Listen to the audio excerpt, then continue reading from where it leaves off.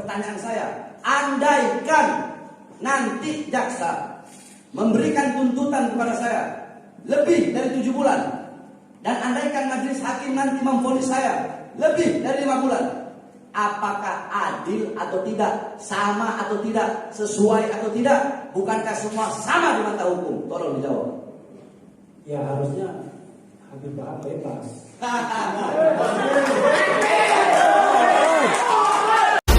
Allahu Akbar. Allahu Akbar. Indonesia merdeka. Merdeka. NKRI harga mati. Harga mati. Indonesia.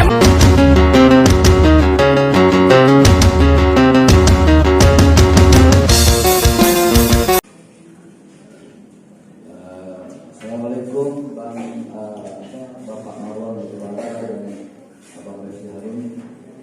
Assalamualaikum warahmatullahi wabarakatuh.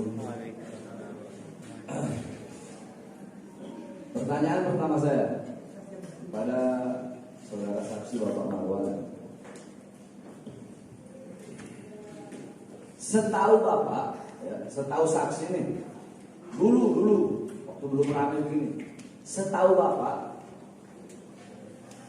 saya ditahan karena apa? Yang Bapak tahu sebelum ada kasus ini, waktu lagi rame-ramenya, tanggal 3 Januari itu, Bapak tahunya itu karena kasus apa?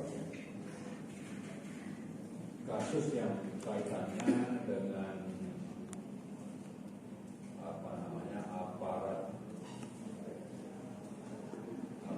aparat negara lah, intinya begitu. Baik, saudara. Ya awalnya saya tahunya adalah karena dianggap melakukan penghinaan terhadap sekarang jadi kasar. Jadi Jenderal Zubin Rahman itu yang saya tahu, karena beliau pernah mengatakan kalau tidak ada orang tidak ada Habib, Habaib atau apa, mungkin dulu masih di pohon, kira-kira gitu yang beredar di masyarakat. Nah itu yang awalnya saya tahu. Tapi kan saya sarjana hukum, masa saya cuma tahu dari berita saja. Lalu akhirnya saya coba klarifikasi dan akhirnya saya paham. Oh ternyata ujung-ujungnya yang dipermasalahkan sama, berita bohong dan kemudian ujaran kebencian. Karena kalau tadi terkait sama orang, jatuhnya kan bukan berita bohong dan ujaran kebencian, jatuhnya itu adalah penghinaan. Kalau penghinaan, ya yang bersangkutan harus lapor. Tapi ternyata yang bersangkutan nggak lapor, yang lapor orang lain. Banyak kasus yang lain. Kira-kira begitu. Baik, terima kasih. Lanjut ke saksi Bang Reddy. Di sini kan tadi Anda berkata bahwasanya ya pasal 14 ayat 1 itu mudah dipakai untuk menjerat orang-orang. Ya, orang-orang mungkin yang tidak sepaham dengan yang membuat undang-undang atau orang-orang yang seperti apa? Bisa dijelaskan? Ya, saya bicara realitas politiknya ya, yang mulia ya. Mohon maaf, bisa saja saya keliru, tetapi itu yang saya rasakan. Pertama secara subjektif, sebagai seorang ibu juga, selain orang kepala negara, saya sudah membuat 4.000 konten. Apa yang saya pikirkan? Dan setiap saya membuat konten, kira-kira ada nggak deliknya? Dan yang selalu saya pikirkan, deliknya itu apa? Berita bohong. Kenapa? Karena saya rasanya kalau bicara penghinaan atau bicara mengenai ujaran kebencian, saya bisa kontrol untuk diri saya sendiri, untuk tidak menghina orang, untuk tidak memaki orang, kan gitu. Saya bisa kontrol. Tapi kalau berita bohong, Allahu Akbar, bagaimana kita mengontrolnya? Misalnya, kita membacakan berita, ya kan? Lalu kita mengulasnya. Tiba-tiba berita itu berita bohong, berita yang tak benar. Kena kira-kira kita? Kena kita sebagai orang yang menyebarkan berita bohong. Siapa yang mengkonstruksikan itu berita bohong? Siapa aja yang tiba-tiba datang ke polisi mengadukan Refli Harun sudah menyebarkan berita bohong, tolong diperiksa. Baik, setahu anda selama ini, ada nggak? Kan ini kan Anda bicara bahwasanya pasal 14 ayat 1 ini mudah untuk menjerat orang-orang. Kalau menjerat kan berarti ada yang dijerat. Menjerat, dijerat, istilah kalau bahasa saya korban daripada pasal 14 ayat 1, yang dimana pasal ini dibentuk atas dasar tidak mengikuti dasar Undang-Undang 1945, undang-undang kita pakai sekarang. Nah, berarti setahu Anda ada nggak sih korban-korban dari pasal 14 ayat 1 ini yang banyak? Nah, coba Anda sebutkan siapa? Sebutkan aja. Kan tadi saya kalau bicara personal pribadi kan, yang tidak personal yang kena Rizik, udah kena Rizik 2 tahun.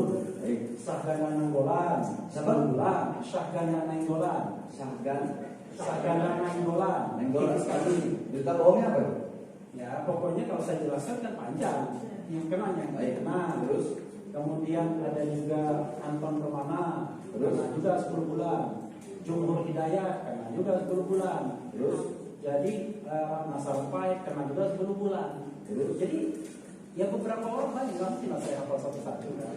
Tapi intinya adalah undang-undang ini itu yang sudah inkrah. Tapi yang diadukan itu banyak. Emang saya nggak pernah diadukan? Pernah diadukan saya. Yang diadukan itu juga banyak. Jadi pokoknya intinya kalau kita tidak setuju dengan pendapat orang, ada 2 kemungkinan. Adukan dia melakukan berita bohong atau dia melakukan pidana kebencian. Nah, yang paling gampang adalah berita bohong, karena kita tidak bisa kontrol. Sebagai seorang jurnalis YouTube, ya kan, saya kan tidak bisa mengontrol semua pemberitaan melalui portal media itu benar atau enggak. Tapi kan Anda bisa melakukan cek and recheck. Nggak mungkin di sumber persebaran bisa melakukan cek and recheck at the same time. Yang ada adalah kalau ada orang protes minta hak jawab, kita kasih dia space yang sama, kan begitu. Tapi kalau misalnya kita ada kita cek dulu kesana kemari dan kita bikin konten gitu, nggak masuk akal tuh namanya. Nah, karena itu berita bohong ini banyak sekali. Babe Hekal juga diadukan berita bohong. Kemudian Greenpeace diadukan berita bohong. Siapa lagi? You name it. Yang kira-kira Edi Mulyadi kayaknya kena juga berita bohong. Jadi pokoknya yang kritis-kritis yang pernah diadukan ke polisi rata-rata berita bohong. Baik. Terus selanjutnya pertanyaan saya kan Anda tadi mengatakan bahwasanya keonaran di sini, berita bohong yang menyebabkan keonaran adalah keonaran fisik, gitu kan? Keonaran fisik, bukan keonaran daring, bukan keonaran virtual. Karena keonaran daring, keonaran virtual itu ya setiap hari itu pasti ada. Dan kalau kalau gara-gara itu dilaporkan, penjara nggak bakal muat, Polda Jabar nggak bakal muat, Polda Metro nggak bakal muat. Nah, pertanyaan saya, berarti keonaran fisik menurut ilmu yang Anda tahu, sepengetahuan Anda itu keonaran fisik? Absolutely. Kenapa? Mana ada internet tanpa nama?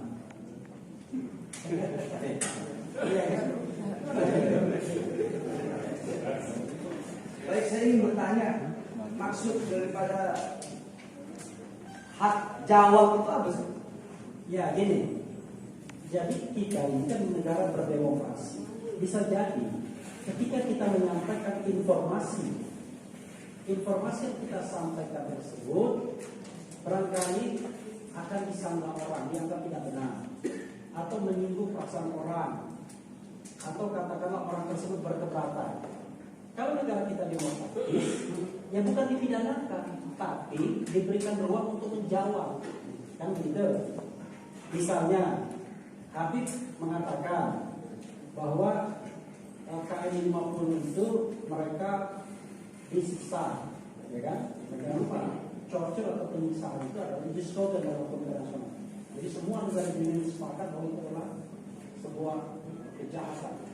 Jadi sama hukuman mati. Nah, kalau mereka tidak setuju, ya harusnya mereka jawab. Itulah negara demokrasi, ada jawabnya. Bahwa apa yang disampaikan Habib Bahar, kami berkeberatan tidak benar.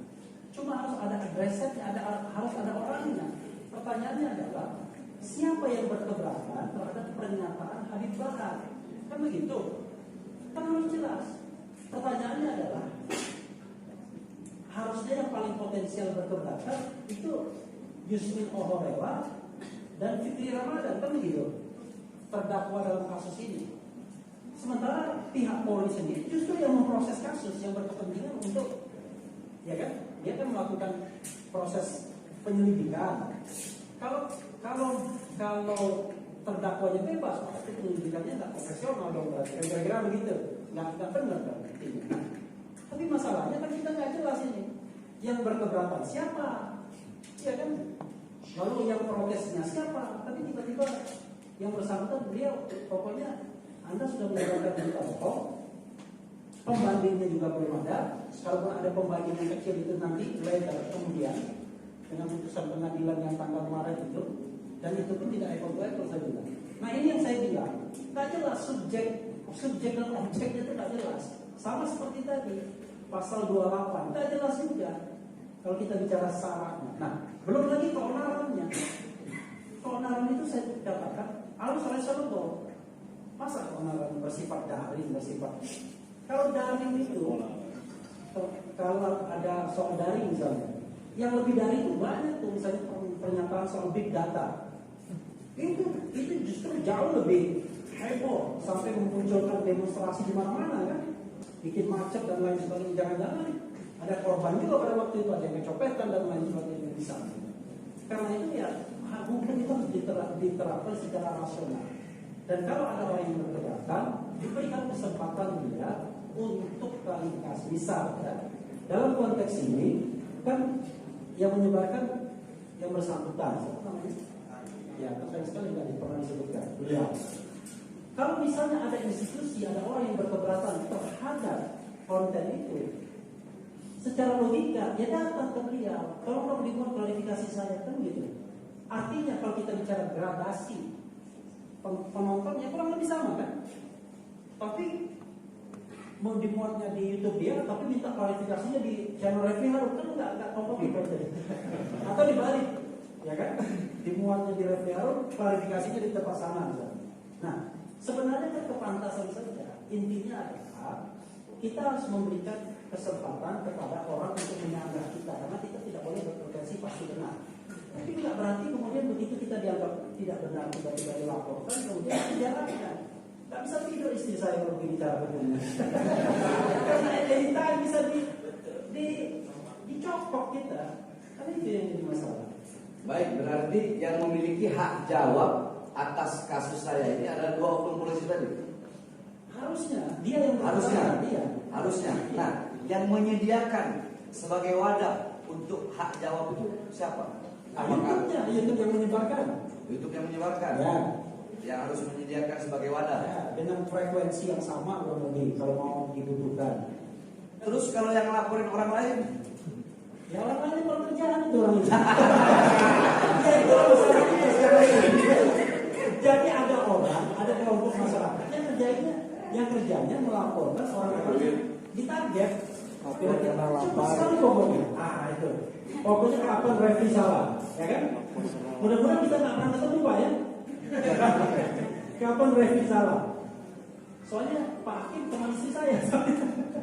Nanti, jadi kapan Refli salah nggak begitu pada zaman hukum juga kan? Kalau saya salah, ada sarana saya minta maaf, satu, ya kan? Yang kedua, sarana untuk menjawab. Ini sudah minta maaf, sudah diberikan hak jawab, tetap aja dipidanakan. Padahal belum tentu juga kita salah. Minta maaf itu ya, kadang-kadang soal etika, bukan soal salah dan benar. Misalnya Edi Mulyadi, dia minta maaf atas pernyataan buang anak, itu etika saja, karena dia tidak gaduh kan. Padahal biasa kita, kalau ngomong jauh sedikit tempat buang anak kan biasa. Tapi tiba-tiba tidak jadi biasa karena tadi berkelindan dengan unsur-unsur politik. baik. Apakah seseorang itu, saudara saksi, apakah seseorang itu bisa dihukum, bisa dipidanakan dengan keyakinan dia ini benar, berita ini benar, atau hal ini benar? Terus yang satu lagi, apakah dia bisa dihukum dengan keyakinan dia ini salah, hal ini salah? Ya, jadi memang ya.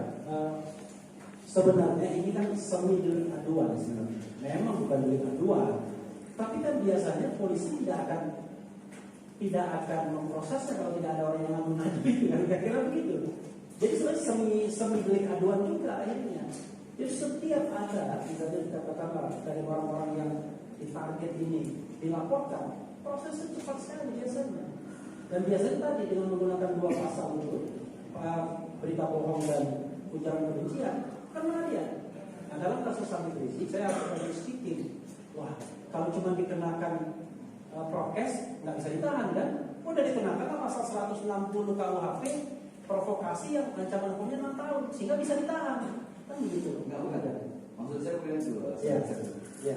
Apa saudara? Ya saya akan jawab. Nah kalau kita bicara mengenai keyakinan, ya, kalau kita bicara tentang konstitusi beberapa pasal barangkali lupa pasal 28I konstitusi kita bahwa keyakinan hati nurani adalah hak asasi manusia yang tidak dapat dikurangi dalam keadaan apapun.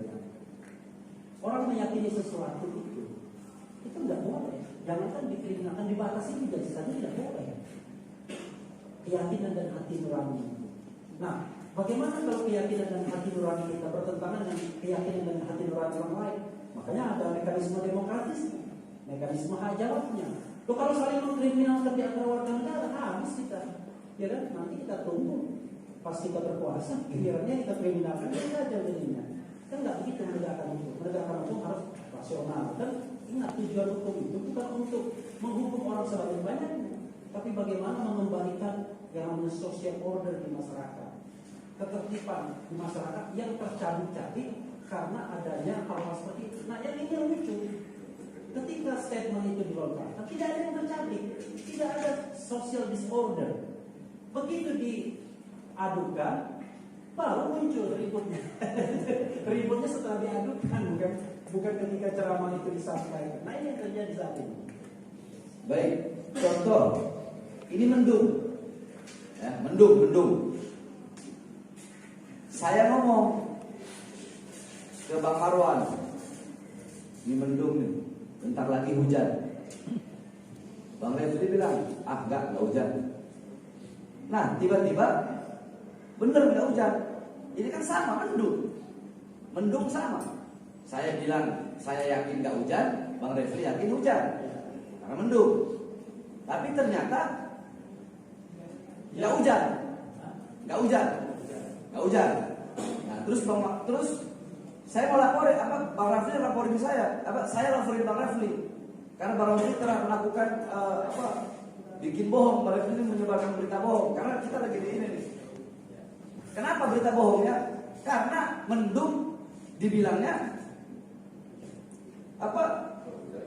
nggak hujan, sedangkan kenyataannya hujan. Keyakinan saya hujan, keyakinan Bang Refli nggak hujan. Nah, maksudnya apakah bisa seseorang itu dihukum berdasarkan keyakinan seperti itu? Ya itu yang saya katakan. Ya. Kalau negara kita ini baik-baik saja, ya, antar warga negara kita kan tinggal bilang. Ya itu kan pendapat saya. Kalau kemudian salah, itu apa boleh buat. Sama seperti saya mengatakan, besok hujan apa enggak? Saya bilang begini, saya yakin besok hujan. Saya yakin 100%. Tapi ujungnya saya bilang kalau Tuhan menghendaki, sama aja kan. Jadi intinya kadang-kadang masa yang begitu saja kita persoalkan. Kadang-kadang keakraban sebagai warga negara ini tercari-cari. Ya. Gara-gara hukum ditegakkan seperti ini. Kalau hukum dibuat santai-santai aja misalnya, wah ini mengkritik si A, ya malah juga ada kritik, ya kan? Hak dia dong mau mengkritik balik kan baik-baik saja kita. Tapi kalau misalnya ternyata kita tersinggung berdua, ya sudah kita selesaikan secara perdata. Di luar negeri nggak ada karena gini, ini ada kelompok masyarakat yang sedang bersaing secara politik, ya kan? Kalau digunakan hukum pidana, maka menggunakan instrumen negara untuk merepresi warga negara.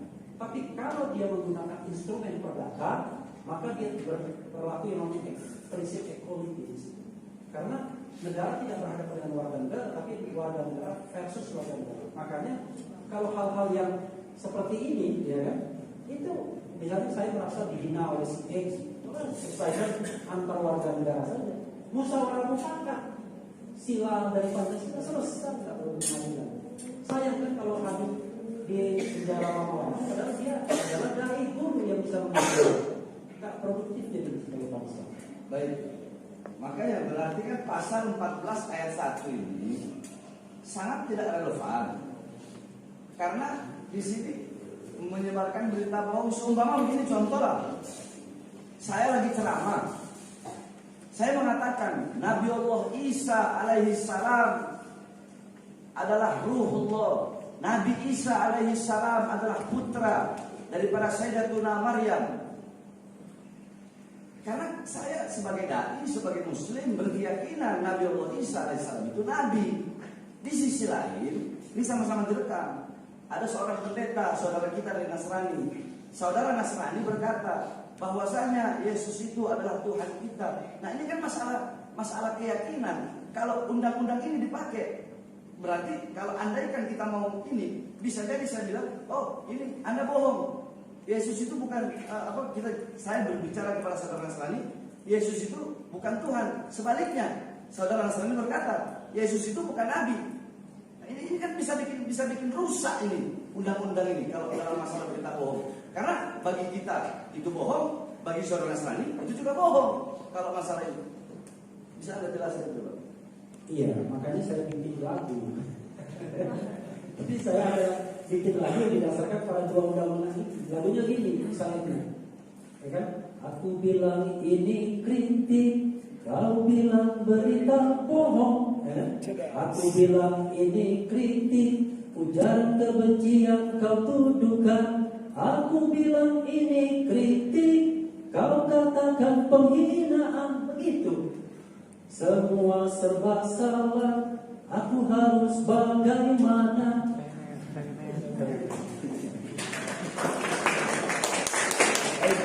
Itu refleksi saya terhadap mudahnya orang itu dikatakan karena pasal tentang satu berita bohong, kedua penyebaran kebencian, ketiga penghinaan.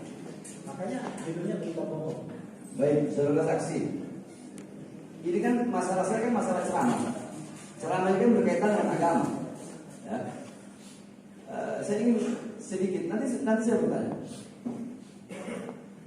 Ada dua hadis yang bertentangan. Ya. Itu namanya ta'arud. Contoh hadis riwayat Abdullah bin Abbas yang dimana yakni usriya biruhi wa jasadi. Hadis Sayyidatuna Aisyah usriya biruhi. Ini dua hadis bertentangan ini. Dan umat Islam itu ada yang berkeyakinan ke hadis, ada yang ikutin atau meyakini hadisnya riwayat Sayyidina Abdullah bin Abbas yang mengatakan Rasulullah Isra Mi'raj dengan ruh dan jasad. Sayyidatuna Aisyah berkata Rasulullah Isra Mi'raj itu hanya ruhnya saja.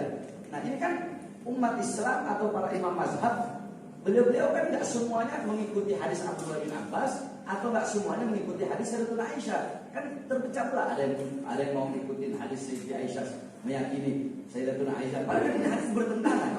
Yang satu bilang ruh, yang satu bilang hanya ruh dan jasad. Itu satu. Contoh kedua dari Sayyidina Abdullah bin Abbas juga, bahwasanya beliau berkata Rasulullah menikah dengan Sayyidatuna Maimunah itu ketika Rasulullah sedang dalam keadaan ihram. Ya, sedang dalam keadaan ihram. Nah, sedangkan dari Sayyidatuna Maimunah sendiri berkata bahwasanya beliau menikah dengan Rasulullah itu bukan dalam keadaan ihram. Jadi Nabi lagi enggak ihram. Jadi kan dua hadis yang bertentangan. Tapi ulama ada yang meyakini hadis Abdullah bin Abbas, ada juga yang meyakini hadisnya Sayyidatuna Maimunah. Terus ada hadis tentang puasa 10 Muharram. Itu ada hadis dari Abdullah bin Abbas bahwasanya puasa 10 Muharram itu asal usulnya dari mulai Madinah. Di Madinah ketika Rasulullah melihat ada orang Yahudi berpuasa pada tanggal 9 dan 10 Muharram sampai selesai itu hadis, tidak perlu saya bahas. Nah, adapun hadis Sayyidatuna Aisyah beda lagi. 10 Muharram itu bukan di Madinah, tapi asal usul puasa Asyura itu adanya di Mekah. Karena orang kafir Quraisy, orang jahiliyah, orang Quraisy jahiliyah, mereka pernah berpuasa pada tanggal 10 Muharram. Nah, ulama-ulama kan ini ada yang pilih hadisnya Sayyidina Abdullah bin Abbas, ada yang pilih hadis Sayyidatuna Aisyah. Nah, dalam hal ini kan mereka kan beliau-beliau ini kan berbeda hadis. Jadi masa yang satu mau bilang Sayyidina Aisyah bohong atau yang satu bilang Sayyidina Abdullah bin Abbas bohong, kan nggak mungkin. Ini perbedaan. Ini perbedaan. Sama seperti saya bilang Habib Rizik di penjara karena maulid. Ada yang bilang Habib Rizik di penjara karena prokes.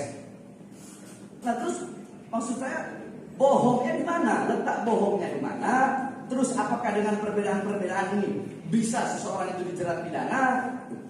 Coba Anda jawab sebagai saksi. Iya, paling gampang begini sampai sekarang. Ya. Sebagian masyarakat itu mengatakan hari lahirnya Pancasila itu tanggal 18 Agustus 1945, bukan 1 Juni. Pemerintah menetapkan 1 Juni pada pidato Bung Karno, merujuk pidato Bung Karno, di mana di situ dikatakan, bahkan Habib Rizik sendiri belum menulis ketuhanan di belakang, ya kan?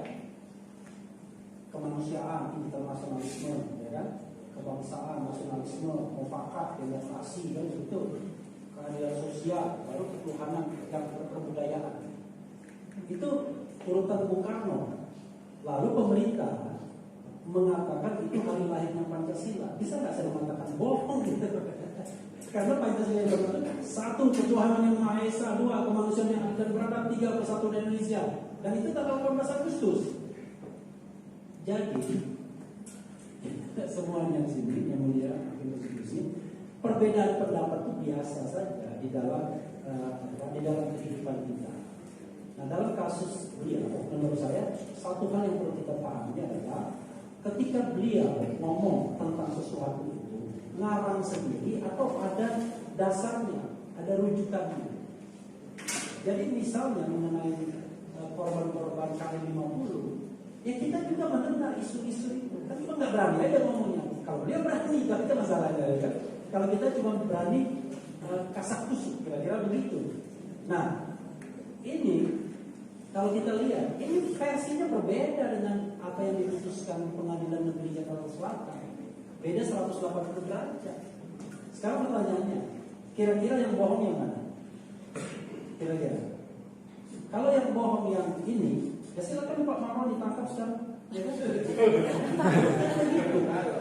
Nah, beliau mengatakan ini kan ada dasarnya salah satunya di ini, ya kan, pengaduan keluarga korban dan lain-lain. Itu ada saja sebagai sebuah cara untuk menemukan kebenaran.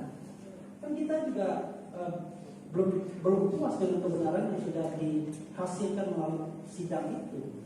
Karena bayangkan 6 nyawa meninggal, kira-kira begitu. Tapi tak ada satu pun yang ditahan sehari pun tak ada yang ditahan orang Malaysia.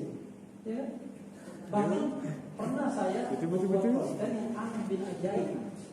Ada statement dari penegak hukum mengatakan bahwa mereka sudah menonaktifkan, waktu itu belum tersangka, terduga, ya kan? Waktu itu kira-kira bulan Maret atau bulan April statement itu saya dengar pada tahun 2021. Tiba-tiba ada statement lain. Satu sudah meninggal bulan Januari. Yang siapa? Yang satunya Elvira namanya kalau nggak salah. Nah, lalu yang dinonaktifkan siapa? Karena penonaktifannya itu kira-kira bulan Maret dan April, tapi tiba-tiba mengatakan yang satu sudah meninggal bulan Januari. Lah, yang dinonaktifkan siapa? 3 orang yang dimaksud. Nah, yang ini saja sebenarnya banyak soal, termasuk press conference mengatakan awalnya kan 6 mati dalam tembak menembak kan begitu, tapi tiba-tiba direvisi jadi 2. Kan banyak hal-hal yang sebenarnya memancing pertanyaan kita, ya kan?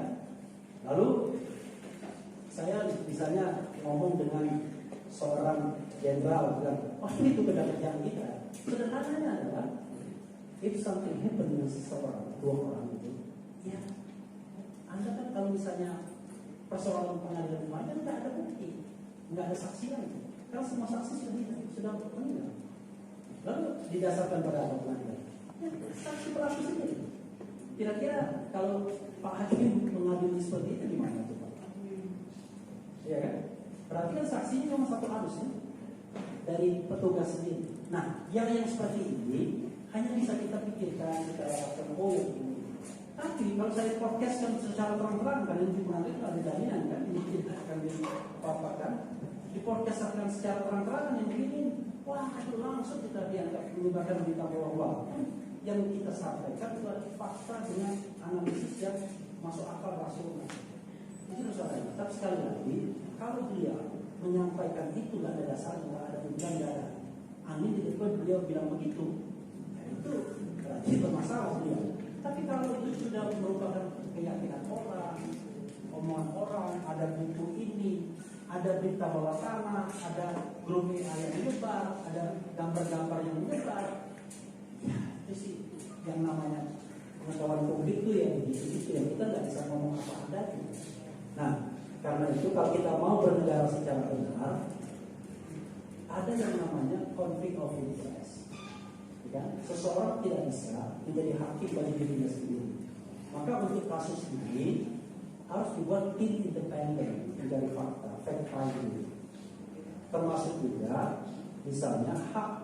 Kenapa diperlukan yang namanya pengadilan HAM itu? Karena pengadilan HAM itu bisa merekrut penyidik independen. Kan begitu? Ya, hak penyidik independen juga. Ya, penyidik independen dan hakim independen. Nah, sehingga ada independensi. Kalau kita bicara tentang konflik of interest, ya Anda nggak mungkin bisa berlaku adil terhadap kasus yang kira-kira terstruktur di Anda sendiri. Nah, rakyat Indonesia yang cerdas sudah tahu semua yang begini-begini. Cuma kan kita nggak bisa ngomong, itu masalah. Begitu ngomong salah, incer kita. Langsung berita bohong, ya kan? Nah, mudah-mudahan ini tidak terjadi kepada saya.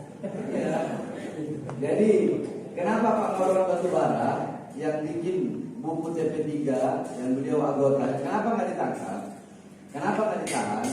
Karena mungkin beliau tidak pernah mengkritik kebijakan-kebijakan dan kesulitan pemerintah. Mungkin. Baik, pertanyaan selanjutnya. Makanya nggak ditangkap, makanya saya ditahan, saya bicara. Pertanyaan selanjutnya, saudara saksi ahli. Berarti intinya dari semua tadi pasal 14 ayat 1 disangkakan kepada saya itu bahwasanya itu adalah yakni tidak menyebabkan keonaran fisik, harus ada hak jawab, dan itu pun terjadi di mana-mana banyak, yakni tidak bisa diinikan, yakni intinya berarti pertanyaannya tentang pasal 14 ayat 1 ini pantas atau tidak disangkakan kepada saya? Tidak pantas. Tidak pantas. Baik. Terus jawabannya saya bukan hukum, tidak adil. Tidak adil lagi. Baik, tidak pantas, tidak adil. Nah, ya ini kan polisi, pengadilan, kejaksaan, ini kan aparatur negara. Nah, apakah turut campurnya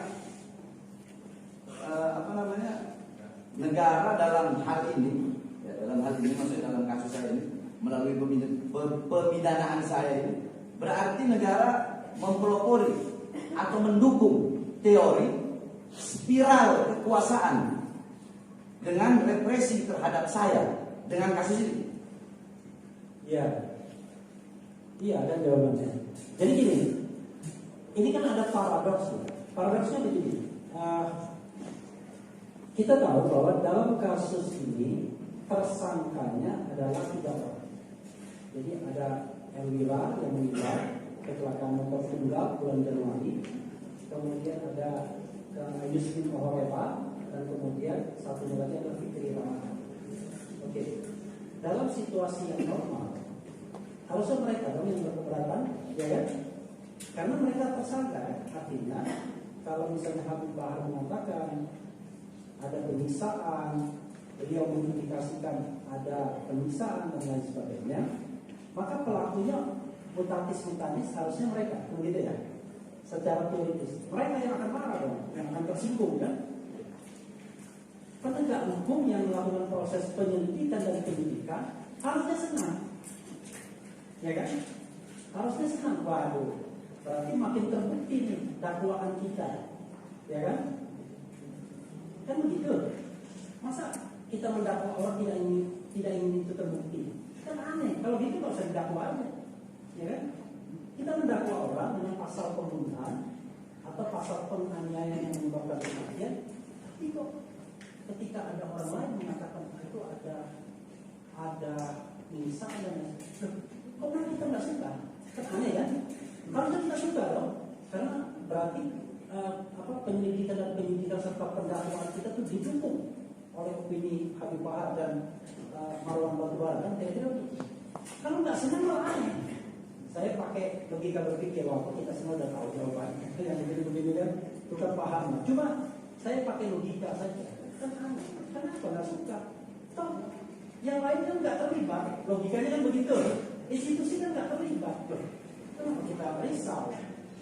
Enggak, kita mencari kebenaran, bukan mencari pembenaran.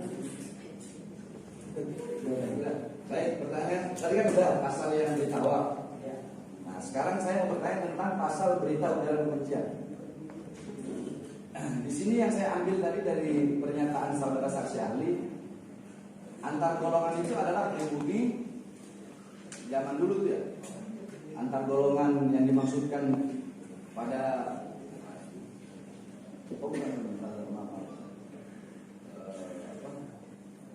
antar golongan itu pribumi Eropa dan timur Asing. asing. Ini yang antar golongan. Dulu zaman sebelum merdeka. Nah, kalau sekarang tadi yang Anda jelaskan Polri, TNI itu tidak termasuk antar golongan. Menurut pendapat keahlian saya begitu. Tidak termasuk antar golongan. Karena dia nggak mungkin disebut golongan. Karena dia adalah bagian belongs to republic. Dia milik negara. Jadi Polri itu merah putih. Bukan golongan Milik rakyat. Jadi ibarat kata, bukan ibarat, rakyat Indonesia itu adalah ibu kandung daripada ibu kandungnya polisi dan TNI. Ya. Nah, terus ujaran kebencian, sara. Di dalam ceramah saya itu, seingat saya berkata 6 laskar beliau dibantai, disiksa, beliau dipenjara di. Saya tidak menyebutkan siapa yang memenjara. 6 laskar itu saya tidak menyebutkan siapa yang menyiksa. Saya tidak menyebutkan institusi manapun, baik per individu atau per institusi. Saya tidak sebut dalam ceramah saya. Saya tidak sebutkan. Apakah itu termasuk daripada ujaran kebencian ini? Saya tidak menyebutkan. Ya, jadi begini. Kita kalau lihat pasal itu harus ada satu kesatuan. Jadi ada unsur barang siapa ya, setiap orang, kemudian menyebarkan, ya kan? Ada perbuatan untuk menyebarkan, kemudian ada apa yang disebarkan itu ujaran kebencian, dan kepada siapa ujaran kebencian itu ditujukan, kepada individu atau kelompok, dan basisnya syarat. Jadi nggak bisa hanya kepada Refki Harun saja atau kepada Bang Marwan, karena individu tapi tidak ada basis syaratnya bisa. Saya tidak melihat objeknya siapa. Pertama pertanyaannya, kalau kita tanyakan siapa subjeknya, Habib Bahar, kegiatan menyebarkannya YouTube beliau, kan begitu? Yang menyebarkannya kan YouTube beliau.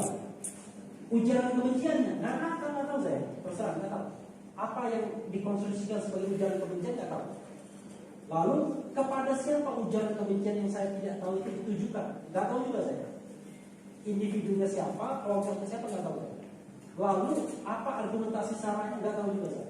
Maka paling tidak dari unsur itu saya tidak tahu ujaran kebenciannya apa, kepada siapa, dan basis saranya apa. 3. Yang saya tahu cuma 2. Subjeknya beliau, yang menyebarkan beliau. Jadi unsurnya lebih banyak, tidak lengkap dibandingkan lengkap. Itu yang saya pahami. Baik, berarti pasal ujaran kebencian itu pantas atau tidak didakwakan kepada saya? Tidak pantas. Tidak pantas. Adil atau tidak? Tidak adil. Benar atau tidak? Tidak benar. Baik. Tapi saya belum terdakwa. Iya. Iya, biasa. Saya kan emang begini bicaranya, mau sama siapa aja begini. Baik, terakhir pertanyaan saya untuk saksi ya. Saya mau minta pendapat karena saksi kan boleh dong minta pendapat, saksi ahli. Ya, saksi ahli. Soalnya kalau bukan saksi ahli, apa namanya, nggak boleh minta pendapat, katanya begitu. Ferdinand Hutahea, mungkin saksi pernah mendengar ya? Ya. Pak Hutahea,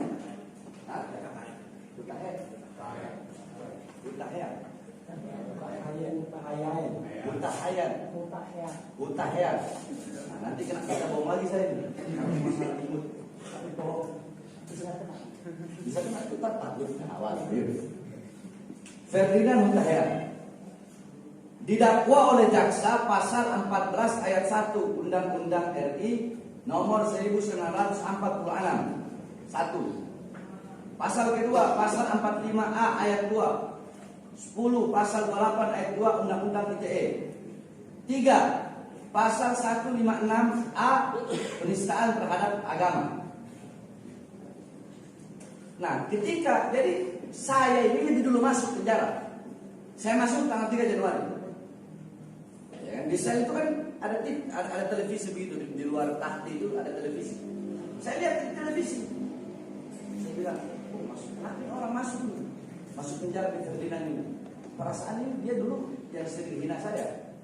Dia masuk kenapa? Apakah hina saya? Apakah apa? Ternyata situ saya lihat, oh karena penistaan agama. Itu penistaan agama. Nah kemudian udah saya duluan masuk 1 bulan mungkin baru dia masuk 2 minggu 3 minggu mungkin baru dia masuk. Setelah dia masuk dia sidangnya udah kelar. Saya sampai sekarang sidang gak kelar-kelar. Padahal pasalnya sama, malah lebih banyak dia ada penistaan agamanya. Terus dia dituntut oleh jaksa 7 bulan penjara. Dituntut 7 bulan penjara oleh jaksa. Terus dia divonis 5 bulan penjara dengan terbukti pasal 14 ayat 1 Undang-Undang RI nomor 1946 terbukti menyebarkan hoaks atau berita bohong. Pertanyaan saya, andaikan nanti jaksa memberikan tuntutan kepada saya lebih dari 7 bulan dan andaikan majelis hakim nanti memvonis saya lebih dari 5 bulan, apakah adil atau tidak, sama atau tidak, sesuai atau tidak? Bukankah semua sama di mata hukum? Tolong dijawab. Ya harusnya Habib Bahar bebas.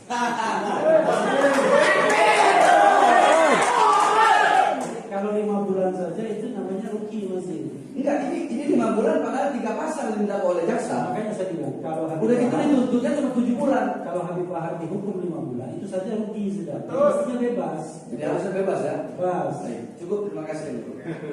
Mungkin kepada saksi Bapak Marwan belum saya tanya. Sedikit, jangan panjang.